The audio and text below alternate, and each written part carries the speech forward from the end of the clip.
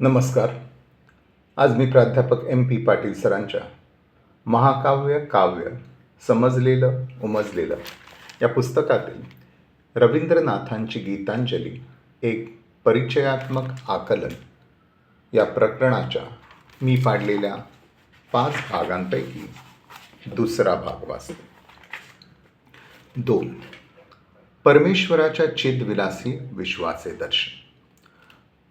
परमात्म्याच्या अद्भुत विश्वोत्तीर्ण आध्यात्मिक रूपाबरोबरच परमेश्वराच्या चिदविलासी अवतीभवतीच्या दृश्य विश्वात्म रूपाचेही दर्शन रवींद्रनाथांच्या गीतांजलीत होते.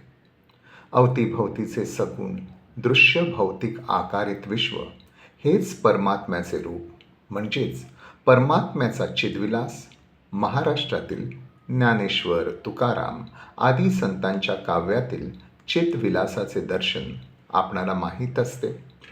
वृक्षवल्ली आम्हा सोयरे वनचरे, पक्षीही सुस्वरे आळविती, आकाश पृथ्वी आसन, रमे तेथे मन क्रीडा करी, अव्यक्त ते आकारले, रूपा आले गुणवंत, अवघाची भूती नारायण, सर्वाठाई तूची जालासी.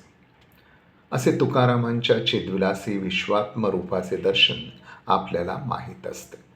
आणि ज्ञानेश्वरांचा विश्वात्म चिदविलास तर त्या पलीकडला आहे.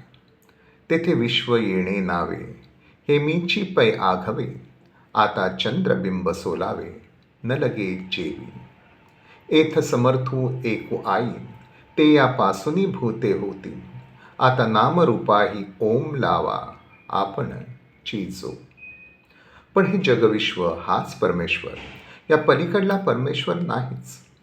हे विश्व म्हणजे मीच. त्या दृश्य विश्वाला टाकून परमेश्वराला पाहावे असे काही नाहीच, असा ज्ञानेश्वरांचा विश्वात्म चिदविलास इहवाद सापेक्षतेचा प्रत्यय देतो.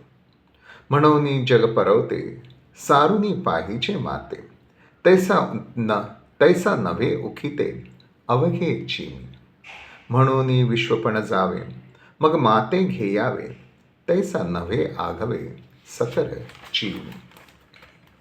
रवींद्रनाथांच्या गीतांजलीत या दृश्य विश्वात्म ईश्वर रूपापलीकडे काही नाहीच, असा ज्ञानेश्वरांचा वरीलसारखा चिदविलास नसला तरी हे अवतीभवतीचे दृश्य भौतिक आकारित विश्व म्हणजे परमेश्वर अशा प्रकारच्या विश्वात्म चिदविलासाचे दर्शन मात्र घडते.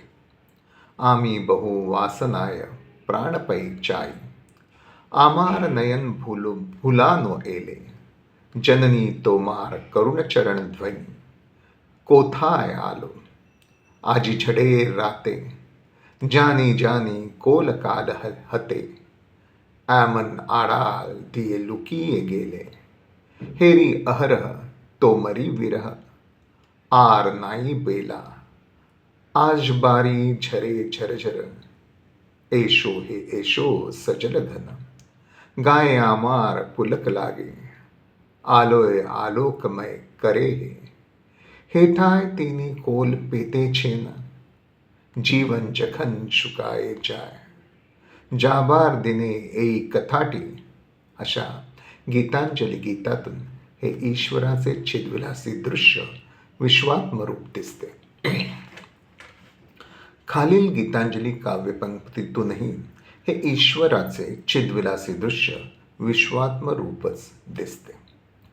आकाश, प्रकाश, तन, मन, प्राणी ह्यांचे मी न मागता मला दान कर. तू नव्या नव्या रूपाने प्राणात ये, शरीरामध्ये रोमांचित स्पर्शाने ये, मुग्ध मिटलेल्या 2 नेत्रांमध्ये ये, प्राण्यांमध्ये नव्या नव्या रूपाने ये. पारिजातकाच्या आसपास मळलेल्या फुलांच्या राशी राशीवर, दवाने भिजलेल्या गवता गवतावर, अरुणाने रंगवलेले चरण टाकीत डोळ्यांना भुरळ घालणारी तू शारद लक्ष्मी आलीस. माते, तुझे दयार्द्र चरण मी अरुण किरणांच्या रूपाने पाहत आहे. साऱ्या भुवनामध्ये भरलेल्या तुला मी वंदन करतो. वायू, जल, आकाश या सर्वांवर केव्हा बरे मी प्रेम करीन. तू सर्वत्र वास करीत आहेस. कुठल्या दूरच्या नदीच्या पलीकडून, कुठल्या दाट वनाच्या शिवेवरून, कुठल्या दाट अंधकारातून हे माझ्या प्राणसख्या मित्रा तू येत आहेस. किती वेळा तू मेघाच्या आड असाच मधुर हास्य करून उभा राहिलास. विश्वामध्ये तुझाच लपंडाव चालला आहे. घाटावर नौकेत तो अज्ञात पुरुष वीणा वाजवित आहे. आज आपल्या मेघांच्या जटा उडवीत कोण बरे नृत्य करीत आहे. तुझ्या छायेने काननभूमी आच्छादून येईल. गगन झाकून तू गंभीर गर्जनेने येईल. आज या आकाशाखाली चळी स्थळी फुलात फळात हे मनोहरणा तू कसे बरे माझ्या मनाचे सिंचन केलेस. प्रकाशाला प्रकाशमय करीत प्रकाशाचा प्रकाश असा तू आलास. झोपेत कितीतरी स्वप्ने ये जा करतात, पण तो आमच्या घरामध्ये अंधकारात हसत असतो. त्यावेळी हे पवित्रा तेजस्वी प्रकाशाने तू येईल. हे माझ्या कवे तू निर्मिलेली विश्वप्रतिमा माझ्या डोळ्यांनी पाहण्याची तुझी इच्छा आहे का. म्हणून मी धन्य झालो आहे. विश्वरूपाच्या क्रीडागृहामध्ये मी कितीतरी खेळ खेळलोय. 3. रवींद्र संगीतातील कविता गाणे. गायनकला ही सर्व कलांची सम्राज्ञी असे रवींद्रनाथ मानतात. विश्वातील साऱ्या घटकांमधील लय, ताल, स्वर यांचा संगम संगीत कलेत असतो असे ते मानतात.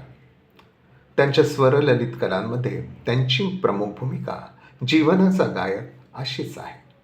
शब्द, भाव, अर्थ, स्वर यांचे मनोहर मिश्रण रवींद्र संगीतामध्ये आढळते. प्रभूच्या विश्वातील लय, ताल, स्वरांशी स्वतःच्या हृदयवीणेने अखंड साथ करीत ते संगीत साधना करीत आहे. माझी गीतांजली म्हणजे जणू प्रभूच्या सुरांची गंगा आहे. माझी कविता प्रभूच्या चैतन्यमयतेने स्फुरते आहे. ती संगीतमय कविता कधी, केव्हा, कशी स्फुरते ते मला समजत नाही.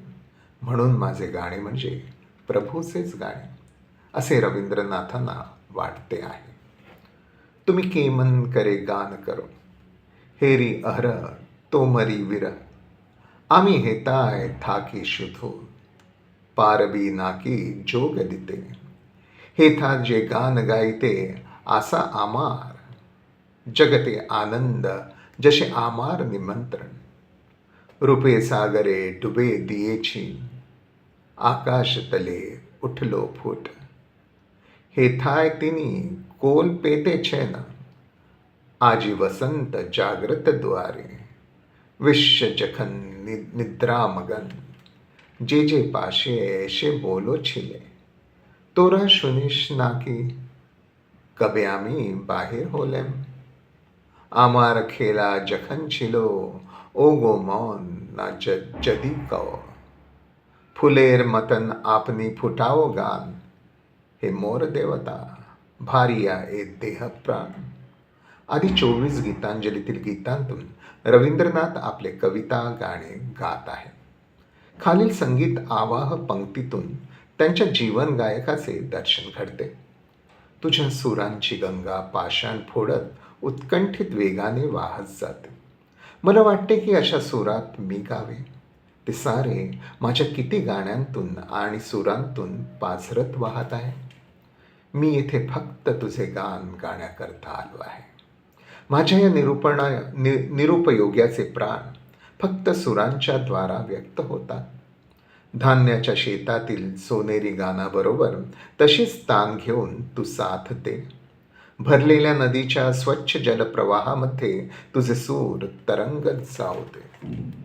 येथे जे गाणे गाण्याकरता मी आलो आहे ते गाणे गाऊन झाले नाही आहे. आज केवळ सूर लावणे चालले आहे.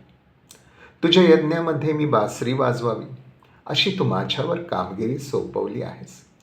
गाणे जेथे नित्य गायले जाते अशा अथांग सभेमध्ये प्राणाची वीणा घेऊन मी जाईन. या संगीताने निनादित झालेल्या गगनात तुझ्या सुगंधाचे तरंग उठू दे.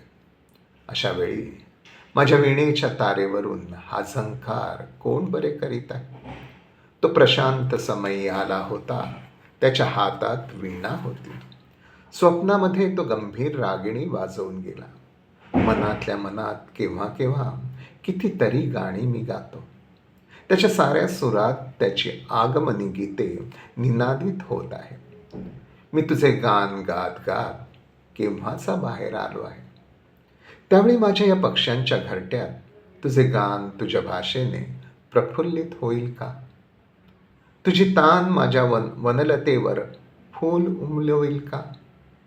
फुलामध्ये आपोआप माझे गान तू फुलवतोस. हे नाथा, ही तर तुझी देणगी आहे. हे प्रभू, त्या वाणीशी तुझी प्रीती मिसळली म्हणजे त्या योगे माझी सारी गीते प्रफुल्लित होतात. इथे हा भाग थांबवतो. धन्यवाद.